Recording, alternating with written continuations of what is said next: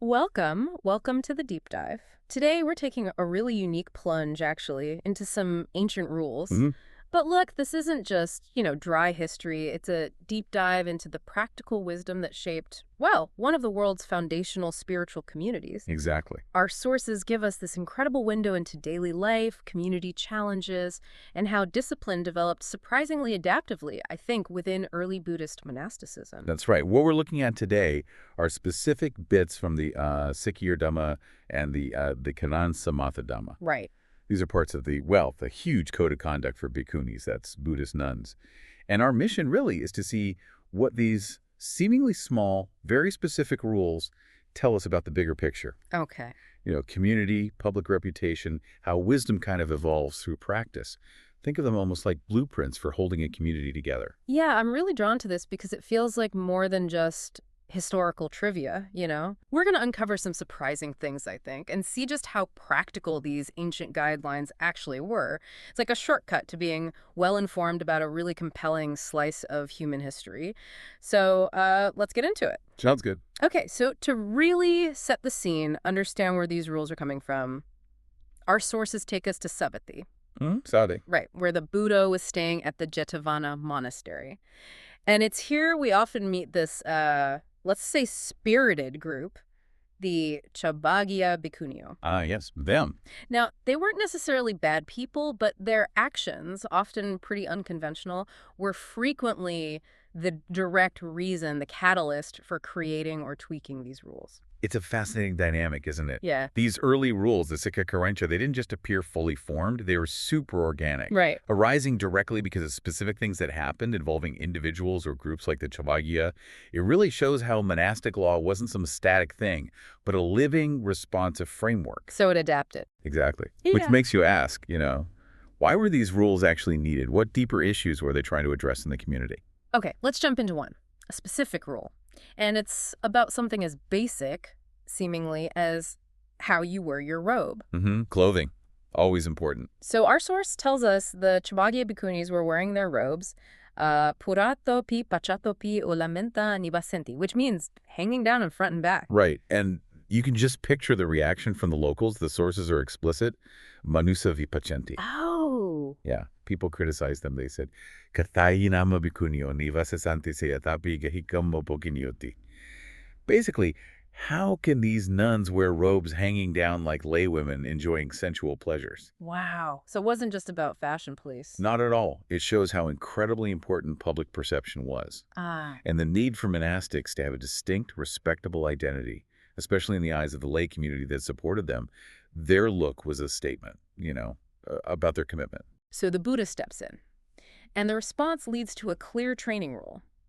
Parimen la nivasasmiti sikakaba, meaning essentially, I will wear robes properly, or circularly, specifically covering the navimantla janamantla pechadantya, making sure the navel and knees were covered. Sounds quite precise. It is precise, but what's really insightful, I think, is the nuanced understanding of human behavior that's baked into these rules. How so? Well, if someone broke the rule anadarya paika, Yeah. like out of disrespect or just carelessness, it resulted in an apatidukadasa, which is a minor offense. Okay, minor, not expulsion or anything. Exactly. It wasn't about public shaming or harsh punishment. A dukkata was more like a private acknowledgement of a slip-up, a chance to self-correct without huge drama. It really highlights the focus on internal discipline, personal growth, rather than just external punishment.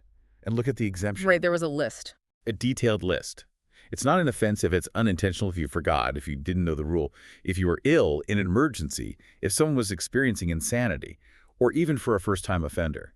That's quite comprehensive. It's more than comprehensive. It's profoundly pragmatic. It acknowledges that spiritual discipline isn't about rigid, unthinking rule following. It's about wise application. It accepts human frailty, illness, even just being distracted sometimes. That's remarkably down to earth for ancient rules. Yeah, that is. Okay, so beyond appearance, the Chavagya also seem to have some, let's say, unconventional habits regarding public decorum, particularly around water sources. Yes. The water rule. Our second rule brings them up again. They were seen udaku karampi, pasavampi, kampi karanti, basically urinating, defecating, and spitting in water. And again, the public reaction was pretty much the same as with the robes, comparing them unfavorably to lay people. Right. And this connects directly to, well, broader ideas of public hygiene and respecting communal resources. Water was absolutely vital in ancient times. Makes sense. So the initial rule that came out of this was very strict. No udakukura vapasava vakeva karisamati sikakaranya. Simply put, don't discharge urine, feces, or spit in water. Full stop. Okay, but here's where it gets really interesting, the evolution of it. Go on. It turns out that Sikh Bhikkhunīs, the Gilana Bhikkhuniyo, started to feel this kukukayanti, like a hesitation or a scruple, a real difficulty about following this rule strictly when they were unwell. It was a genuine burden for them. Ah, okay. Practical problem. Exactly. And the Buddha, responding to this, made a compassionate allowance. He said, Anujanami bhikkhave Gilana Bhikkhuniyo udaka karu, essentially, I permit Sikh Bhikkhunīs to do this. Right. So compassion tempering the rule. Yeah. Which led to the revised rule specifying ajilana, meaning not sick, as the condition for the ban. And again, a dukkha, that minor offense, applied for disrespectful violation. And the exemptions list. Even more detailed this time. Unintentional, forgetful, not knowing, illness, explicitly allowed now. If you did it on land and it then washed into the water, which shows real practical thinking, right? Yeah, that's specific. Emergencies, insanity, mental derangement, being in severe pain, or, again, being a first-time offender. Yeah. This isn't watering down discipline, it's refining it. Yeah. It just beautifully shows how these communities were constantly balancing strict ethics with compassion and, well, practical human needs. It's about fostering discipline with wisdom, not just blind obedience. That makes a lot of sense. Okay, let's shift gears a bit. Away from daily decorum, towards something equally vital for any community, spiritual or not. How do you settle disputes? Conflict resolution. Always necessary. Our sources introduce the Satta Dhikkhana Dhammā, the 7 methods for settling disputes. It's a good reminder that even in a community aiming for harmony, conflicts happened. They needed ways to handle them. Absolutely. These methods were designed for apanapanane adhikarani samataya vupasamaya, basically, for settling and pacifying disputes whenever they cropped up. It's like an ancient toolkit for community peace. Okay, what were they? Well, they ranged quite a bit. You had straightforward ones like samakavinayo, settlement in the presence of everyone involved, simple, direct. Makes sense. Get everyone in the room. Then more nuanced ones, like sadhavinayo, settlement by a declaration of mindfulness. Say, if someone claimed they did something, but mindfully, without any bad intention. Interesting, like pleading unintentional. Sort of, yes. Then there was even amohavinayo, settlement by declaring past insanity. If someone claimed they were, temporarily not in their right mind when they did something. Wow, okay. And of course, the simple paññaya karataya settlement by admitting you were wrong, just owning up to it. Straightforward enough. What about group things? For group decisions, they had yavoyasika, settlement by a majority vote. Democratic, in a way. Right. And for trickier situations, there was tasapapayasika, settlement by declaring someone's wickedness. This was used when someone just kept denying something that was pretty clear. It forced a confrontation with their actions. That sounds intense. It was likely a serious measure, probably a last resort to get to the truth. And then finally, there was tidafatharako. Covering with grass. Literally, yes. Yeah. Covering up with grass. It was a metaphor for wiping the slate clean on minor agreed-upon offenses. Like letting bygones be bygones. Exactly. Used when dragging up minor past stuff would cause more trouble than good. It allowed the community to move on, like putting fresh grass over old tracks. A fresh start, preventing old arguments from festering. It's honestly incredible, the foresight to develop such a sophisticated toolkit for resolving disputes thousands of years ago. It really is. It just shows how organized the community aimed to be and how deeply they understood, well, how people actually work together. Or don't, sometimes. And to put all these specific rules, we've talked about the robes, the water, the disputes, into a wider context. The full monastic code, the Vinaya, is enormous. It's incredibly detailed. Right. This is just a tiny sample. Just a glimpse. Our source mentions other categories. The Atera Parajika Dhamma, 8 offenses serious enough to lead to expulsion. Okay, the big ones. Then Sadarasa Sagadhisatha Dhamma, 17 serious offenses needing formal community action. Disa Nazi Pashitya Dhamma, 30 involving giving something up, forfeiture.